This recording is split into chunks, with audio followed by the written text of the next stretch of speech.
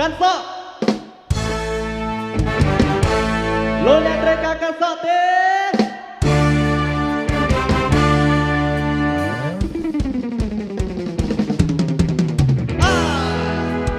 កាត់សក់លំសុងចាប់ញងកាត់សក់សេះបើទួលតំរេះមានតែកោត្រង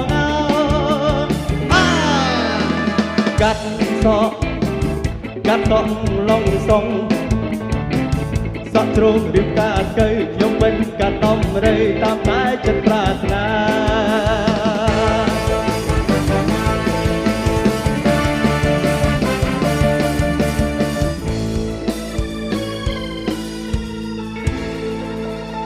ខ្ញុំ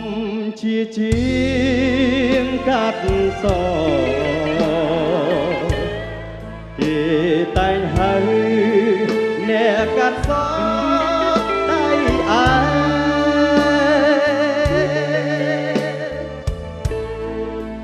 តែចម្លែកខ្ញុំថាកូនចង្រៃ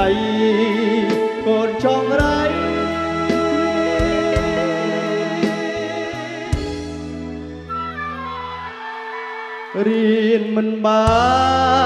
នការអ្វីរស់រាល់ថ្ងៃបានត្រឹមតែកាត់ស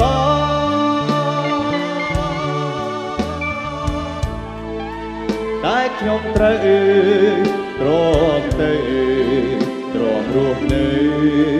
តាមការវាសនា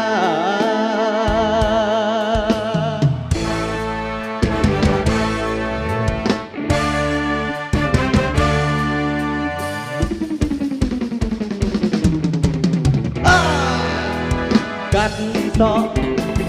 អញ្ជើញកាត់សក់ពុំនៅតំអកសក់វែងតលស្មាស្រីណាគេនឹងស្រឡាញ់កាត់សក់បើចង់ឲ្យស្រីស្នេហ៍កាត់សក់ទីទុយវិញកាត់សក់ទីទុយវិញទីទុយពើតើអរលោកអ្នកចង់កាត់សក់ទីទុយទេ